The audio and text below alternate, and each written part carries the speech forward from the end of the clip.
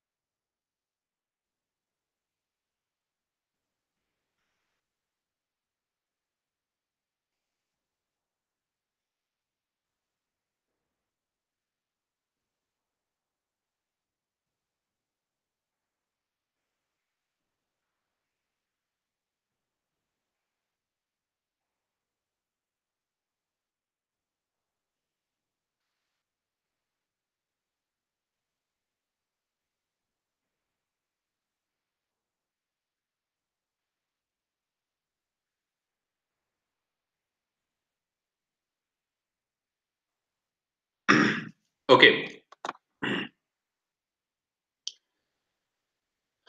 See, the concept we are going to study is molecular orbital theory.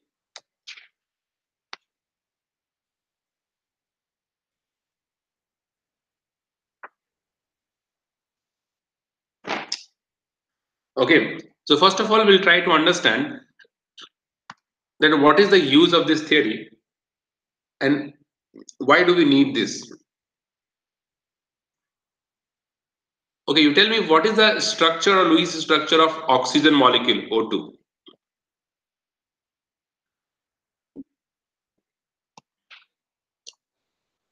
The Lewis structure of oxygen molecule, if you draw, it is O bonded with another oxygen with a double bond, and each oxygen atom has two lone pair on it. Has two lone pair on it. Okay, so according to this structure, you see the oxygen molecule is paramagnetic or diamagnetic.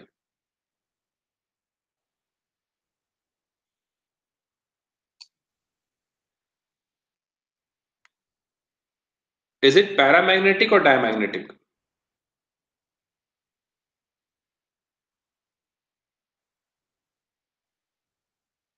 Right, because all the electrons are paired. Okay, so according to this structure, to this, it is diamagnetic in nature. Diamagnetic. Okay, but experimentally it has been observed that oxygen is paramagnetic in nature. It is slightly attracted towards the magnetic field, so it is paramagnetic in nature. Okay, this is the experimental fact. Okay, so obviously there is something which is missing in this theory when we do the sharing of orbital or VBT theory that we have. Okay, now to explain this, the behavior of this oxygen molecule, the exact behavior, we have got, or we got the new theory of bonding, that is molecular orbital theory.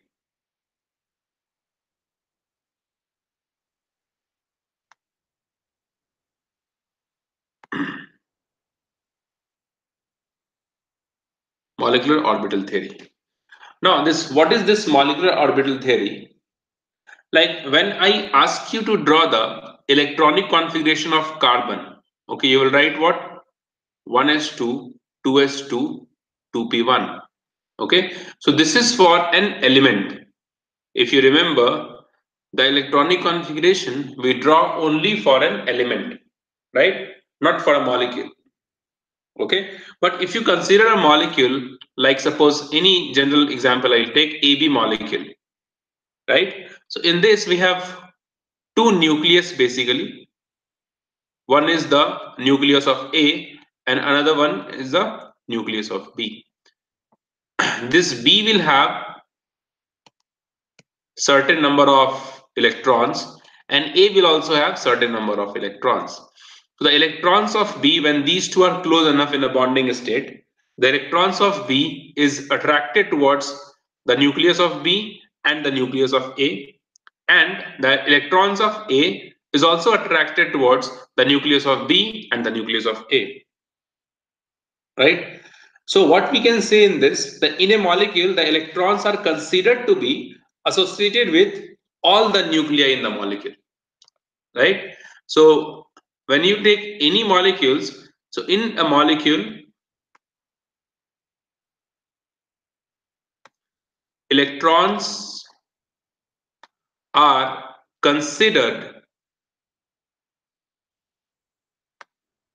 to considered to be associated with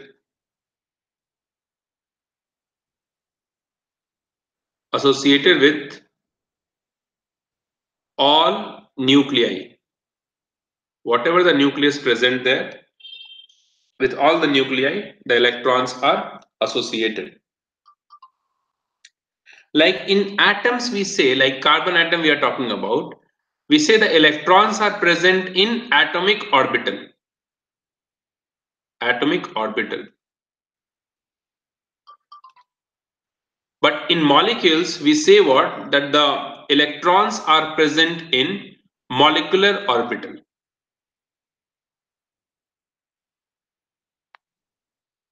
Molecular orbital. And this molecular orbital are forms by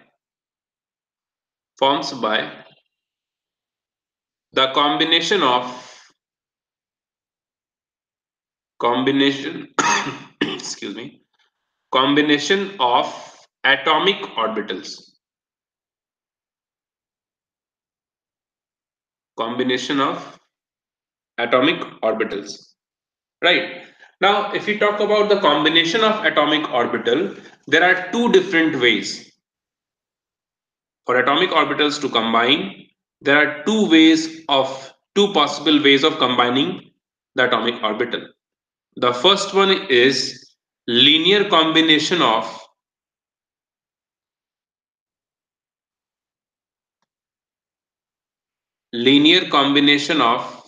atomic orbital,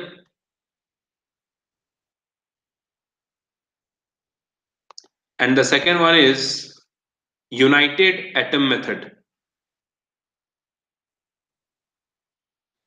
United atom method. This united atom method is not in our syllabus. Okay, so this is not in our syllabus. We have to study only linear combination of atomic orbital. Now you see, in this linear combination of atomic orbitals, when suppose the two atoms we have A and B are combining and forms AB, a molecule, right? So this A and B when combines, so it has its own wave amplitude function, that is psi A. This is the wave function of atom A, and this is the wave function of atom B. And when this combines, it forms psi AB, that is the wave function of the molecule AB, right? So this kind of combination when A and B are combined, because the orbitals are nothing but the path of the electron, right? We can say, if we say the electrons is in p orbital, it means what? The electron is moving in this path continuously. That's why we are calling it as p orbital dumbbell shape. S orbital means electron is moving into this path continuously, spherical shape. right? Here also like that. So the wave or orbital is nothing but the path of the electron, right? And since electrons are moving, so they have wave function also with it. Because when electrons moves, there are waves associated with it. That is, you must have studied de Broglie wavelength, right? Lambda is equals to h by mv. Means what? When m mass of velocity is moving with velocity m mass of an object moving with velocity v, then this is the wavelength produced by that particular object. Now, since wavelength is inversely proportional to mass, so for higher object, the wavelength is negligible and hence we neglect that. But the particles like electrons, subatomic particles like electrons, this wavelength is quite significant and we cannot neglect that. Okay, because mass is very small for these kind of subatomic particles. So when electrons moves, there are some waves associated with this with a particular wavelength. Okay, so when the two orbitals, atomic orbitals are combining together, so they are nothing but their waves are combining. Okay, so when we have wave, so wave can have same phase also, same phase or different phase also, right? Phase may be same or may be different also, both possibility we have. So when the same phase orbital combines, they forms bonding molecular orbital, BMO. When opposite phase orbital combines, they forms anti-bonding molecular orbital ABMO. Right? So if I write down this psi AB, that will be equals to N into Ca into psi A plus Cb into psi b. N is the normalizing factor and Ca, Cb are constant. You don't have to worry with all this. What is Ca and Cb? We don't require this also, even in solving the questions, to solve these questions. So this is not for our purpose. It is just I have written here, right? So when the bonding molecular orbital forms, when the wave or the orbital combines with the same phase, then bonding molecular orbital forms. So for that, the psi AB of the molecule, the wave function of the molecule, will be the sum of the wave function of the individual orbital, psi A, psi B, right? But when anti-bonding molecular orbital forms, obviously the phase is different now. So that wave function of each orbital will get subtracted. Okay. Psi A minus psi B. Okay, right. This is how the two wave forms. Okay, anti-bonding molecular orbital. We write down star mark here. This star mark represents anti-bonding molecular orbital. Right. If you see the energy diagram of this anti-bonding and bonding molecular orbital, the anti-bonding molecular orbital has higher energy than bonding molecular orbital comparatively. This is energy diagram and this is the axis we have. Okay. Now here you see we can have SS combination, SP combination, PP combination, and there are many things. When same phase combines, bonding molecular orbital forms. When different phase combines, anti-bonding molecular orbital forms. Right. So here you see the next thing here. Um, which is important. Shape of orbital I can draw, but that is not important, so I'm not doing that one. Okay. Only thing you see, when 1s orbital is combining, we are getting two different orbital here. Since s and s combining, so we'll have a sigma bond first, right? So for that we'll write sigma 1s when same phase and sigma star 1s when opposite phase. This is anti-bonding molecular orbital ABMO and bonding molecular orbital. So we have basically both possibilities depending on the phase of these two orbitals. Okay. Similarly, when 2s orbital combines, it again forms sigma 2s and sigma star 2s anti-bonding. When 2px 2px orbital combines, it forms pi 2px and pi star 2py. When 2py combines, pi 2py and pi star 2pz. Sorry, 2py. And the last one is when 2pz and 2pz combines, this gives sigma 2pz and sigma star 2py. You see, in some of the book they have written here sigma 2px, sigma star 2py. Sorry, it is x only. X. Sigma 2px, sigma star 2px, and pi 2py, pi star 2py, pi 2pz, pi star 2pz. So any one of these you can take along. See, actually, when sigma when forms, when the overlapping takes place along the internuclear axis, which is along the internuclear axis, right? Then only sigma forms. Generally, assumption is what? We'll take pz along the internuclear axis. So sigma will write with pz only. But if you write with here sigma and here if you write down pi here, then also it is not wrong. Okay, you will get the same answer. So that is not the concern we have. But if you have to write down better, if you write sigma with pz and pi with px and py. Okay, so when these orbital forms, so these are the orbitals present in any molecule. In any molecule. Like when we draw the electronic configuration of an element, we should have the energy order of those orbitals present in an atom. So similarly, here also we should have the energy of these orbitals, and according to the energy only, the electron will fill into this orbital from lower to higher energy orbital, like we have done in electronic configuration n plus L rule we have done over there, right? Lower energy orbital will fill first, and then higher, the next higher, and the next higher, like that will go. So here also the same thing, but for that you should know the energy order of this orbital. Okay, so that is the experimental order we have. Okay, there are some logic behind this, but that is again beyond our syllabus, so we are not discussing that. If the number of electrons in a molecule, number of electrons is less than equal to 14, right, then the energy of these orbitals, which has anti-bonding and bonding molecular orbitals, is given as this sigma 1s, then we have sigma star 1s,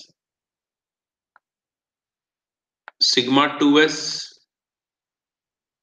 sigma star 2s, then we have pi 2py, pi 2px, then sigma 2pz. Okay, sigma 2pz. When n is greater than 14, the value of n greater than 14 and less than equal to 20, then the order is this: sigma 1s, sigma star 1s, sigma 2s, sigma star 2s, then we have sigma 2pz, pi 2py, pi 2px, then we have pi star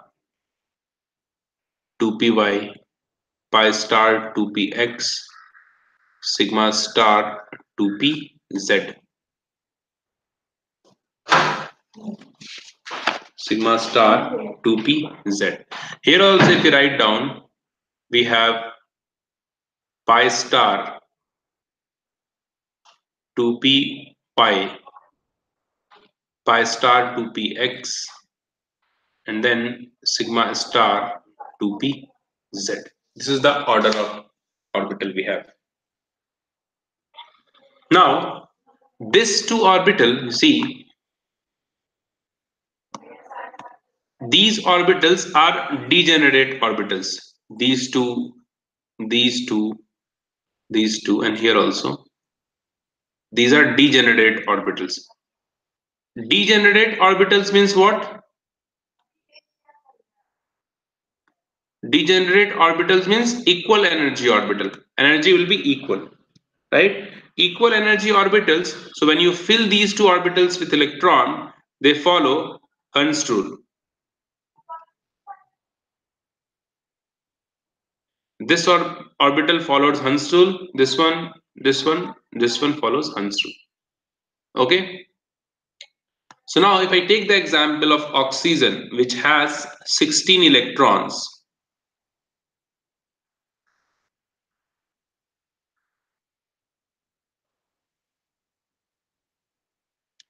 right, which has 16 electrons. So 16 electrons will be there in this range, right? So this is the orbital we have. Now we'll substitute, or we'll try to distribute the 16 electron into these orbitals, which has bonding also and anti-bonding also.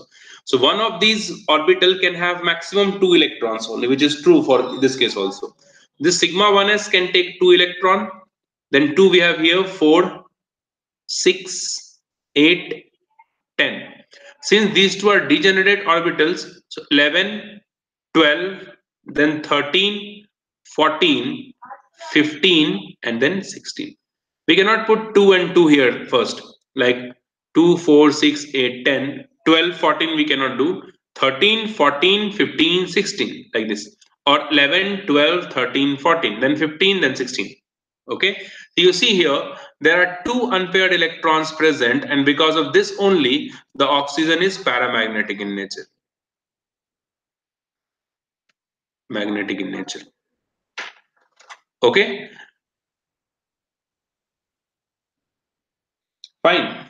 Now we have one again bond order formula here. It is the number of electron in bonding molecular orbital minus number of electron in anti-bonding molecular orbital. This divided by 2. 2, right? So for this one, if you calculate the bond order of O2 here, that will be, all these are anti-bonding, anti-bonding, anti-bonding, and anti-bonding, right? 2, 4, 6, 10. 10 electron in bonding, 2, 4, 6 electron in anti-bonding divided by 2. 10 minus 6 by 2, 4, so it is 2 only. So 2 is the bond order of oxygen molecule, right? If you calculate O2 minus, O2 minus will have 17 electron. So now this one extra electron, 16 we have already done. So one extra electron will go into any of these orbital, right? So number of electrons in anti-bonding orbital will increase by 1. Okay. So bond order, if you calculate for this, O2 minus will be 10 minus 7 by 2. That will be 1.5. What with O2 2 minus bond order, electrons will be 18. So that will be what? 10 minus 8 by 2. So that will be 1. Okay. So like this we can calculate the bond order, and this is the molecular orbital theory we have.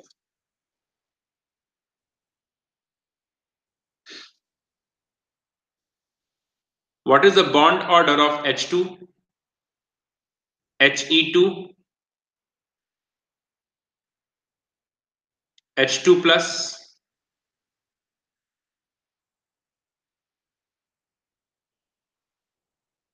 N2. Tell me, what is the bond order of H2, He2, H2 plus, and N2? He2 is 0.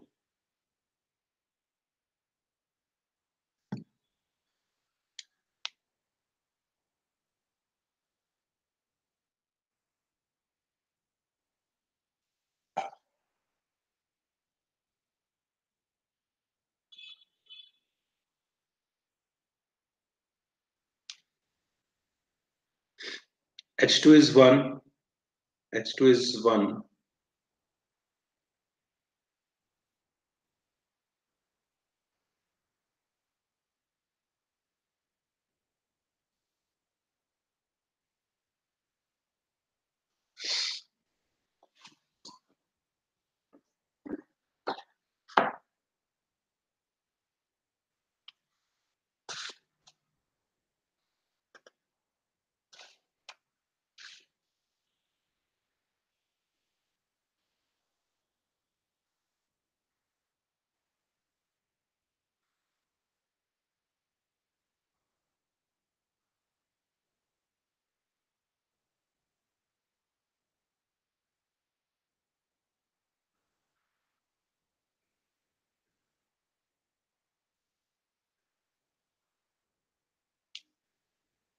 H2 plus is half. What about N2?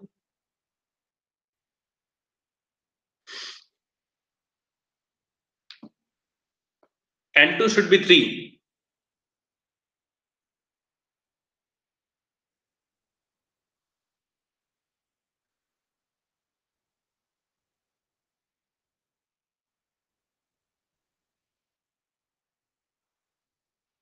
Yeah. So we also know the number of bond present in H2 molecule is 1. So bond order is 1. He2 does not exist at all. He is the noble gas. So it is a monatomic gas. He exists. He2 does not exist. There is no bond into this. So it is 0. H2 plus you can find out you are getting half. Maybe it is correct.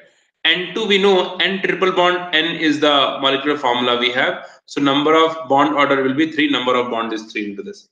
Okay. In this also they have asked question many times in JEE mains. Okay, regarding the stability of these compounds. Okay, they have asked this question, like one question you see that they have asked in JEE mains. Actually, three questions we have. I'll give you all these three questions. Last three questions. I think we have 10 minutes. Okay, so write down the first question. In which of the following pairs of molecules or ions? In which of the following pairs of molecules or ions the species does not exist? Okay, which of these species does not exist? That's the question we have. So first option we have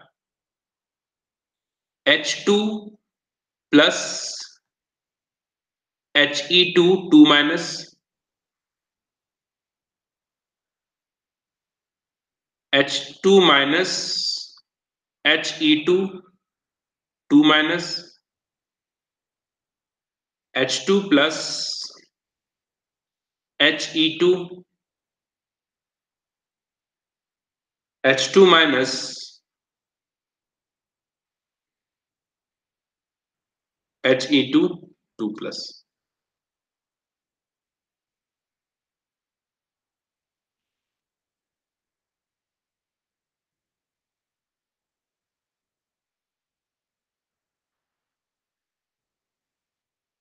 Which of these following pair does not exist? This was asked in JEE mains.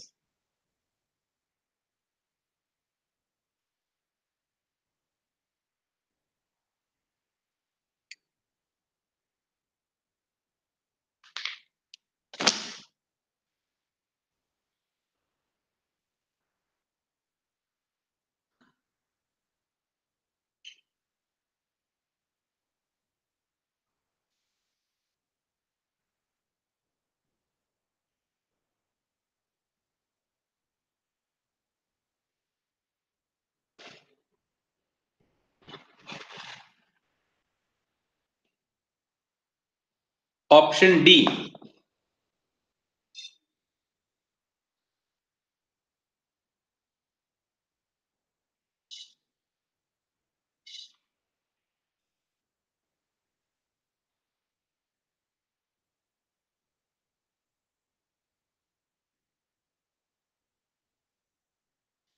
What about others?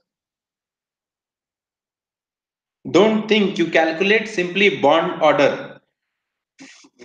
If the molecule does not exist, bond order should be 0. That's a simple thing. He2, you see option C, He2. He2 does not exist, we know that. Okay, you check for H2 2 plus. Sorry, H2 plus. Option C you check first. Bond order should be 0. If the molecule does not exist, bond order should be 0. Find out the bond order and tell me the answer.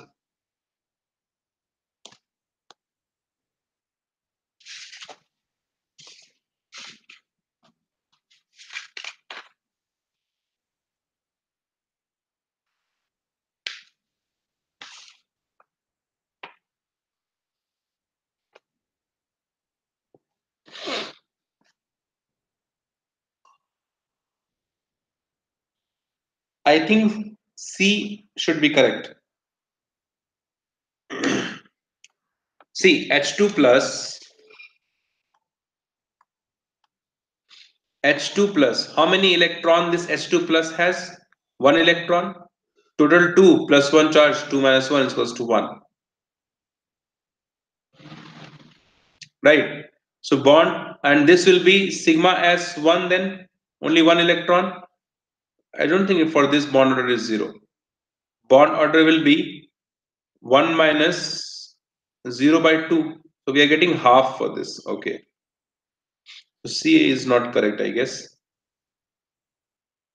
What about H2 minus? So 2 electron and then 1 for the minus charge, 2 plus 1 3. So it will be sigma 1 S2, then sigma star 1 S1. This is also not 0. Right? Bond order of H2 minus will be 2 minus 1 by 2, that is 1 by 2.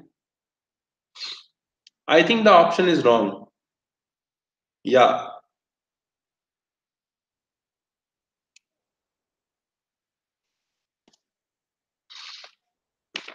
let me check. Something is missing.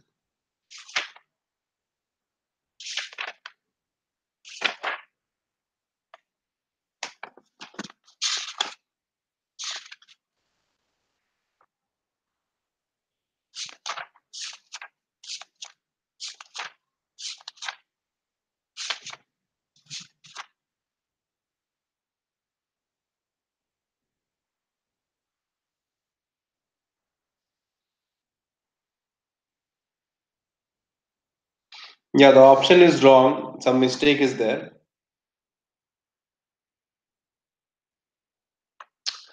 This should be H2 2 plus, then it will be 0. Okay, see for He2 will be 0, just now we have calculated, does not exist, that it is monoatomic gas. If you write down H2 2 plus, then you see H2 2 plus should be what? How many electrons total we have? Total 0 electrons, right? 2 minus 2. So that's why this does not exist. Bond order is also 0. So this does not exist. Option C will be correct if we have H2 2 plus. Okay, the option was wrong. Yeah, according to the given option initially that I have given here with this H2 plus, only He2 does not exist. All other molecule exist. So this question will be correct if you write H2 2 plus here. Okay. So basically, if this kind of question they ask, you have to find out the bond order. Okay, of the molecule. If it is 0, then molecule does not exist. Okay. Now one question they have asked on this only: which of these molecule exhibit diamagnetic behavior? Diamagnetic behavior options are C2, N2, O2, and S2. Which of these molecules are diamagnetic behavior? Tell me.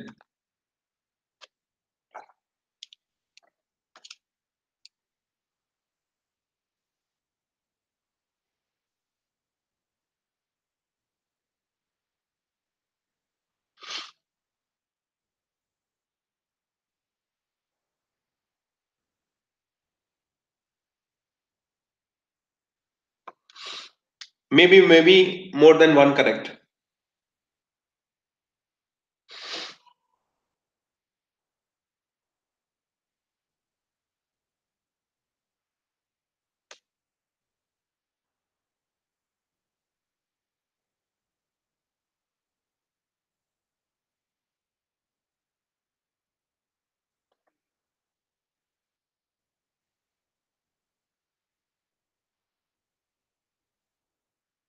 Okay, C2 is correct.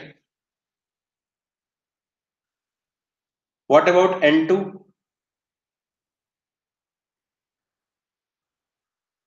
C2 and N2. What about O2? O2 is paramagnetic, just now we have done. Okay. See, O2 and O2 we just now we have done. O2 is paramagnetic, correct? You don't have to check S2 also because these two belongs to the same group. If this is paramagnetic, this is also paramagnetic, right? So these two you can rule out easily. These two you have to draw the electronic configuration of from molecular orbital theory. Sigma 1 and sigma star 1 is like that. And then you have to check whether the electrons are paired or unpaired. So when you draw the configuration of these two, you'll get all electrons paired. So C2 and N2 both are correct in this, right? O2 and S2 will be paramagnetic. Understood?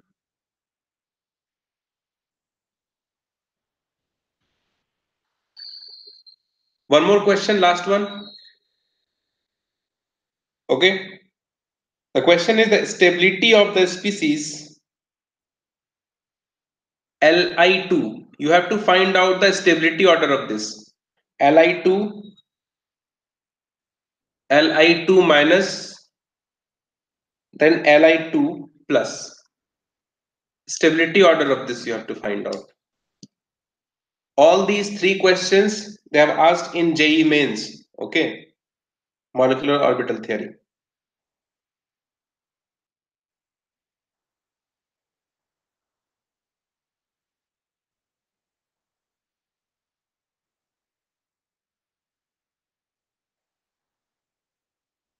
Tell me what is the order?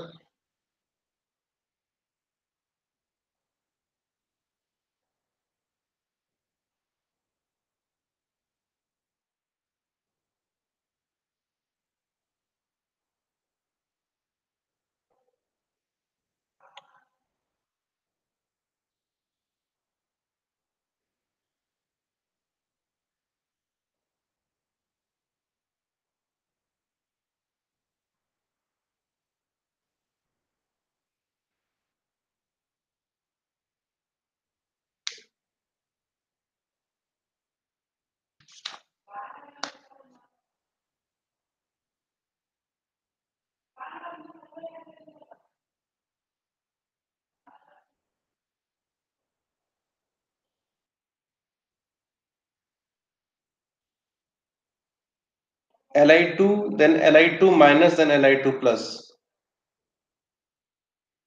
Li2 plus and minus. See, Li2 has greatest stability. Okay. See, first of all, the option, if you see, I did not give you the option. In the option, there is only one option into this. Li2 has maximum stability, right? Only one option we have. So with that, you can easily find out. Okay. So when Li2 is maximum, then answer will be correct. Okay. So Li2 has greatest stability. Then we have Li2 plus, and then we have Li2 minus. Okay. So I'm here. Check your calculation. See, just you have to find out the number of electrons in this, which is 3 plus 3, 6 electrons. Okay, there will be sigma 1s2, sigma star 1s2, then sigma 2s2. Bond order will be 4 minus 2 by 2, that will be 1. Li2 minus will have 7 electron. So sigma 1s2, sigma star 1s2, sigma 2s2, sigma star 2s1. So bond order will be what? 4 minus 3 by 2, that will be 1 by 2, right? Li2 plus, that will have 5 electrons. So sigma 1s2, sigma star 1s2, sigma 2s1. With 3 minus 2 by 2,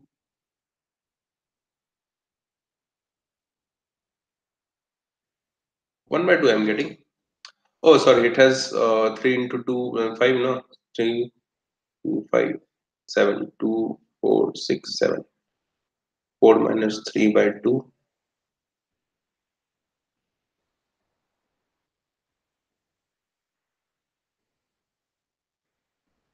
Okay, now see one thing here.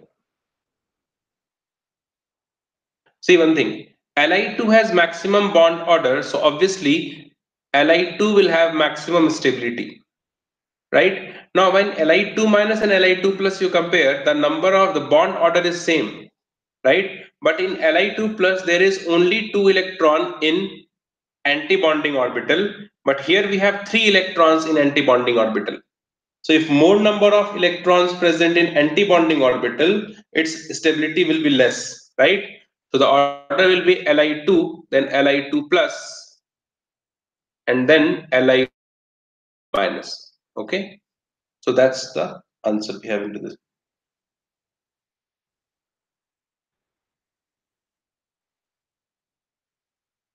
Understood?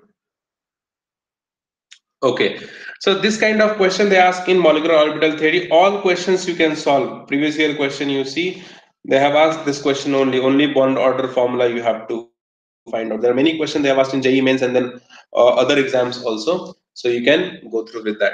So today we'll stop here only. Okay, next class you'll see what we'll start. Probably tautomers and all we'll do next class. Okay, you understood this?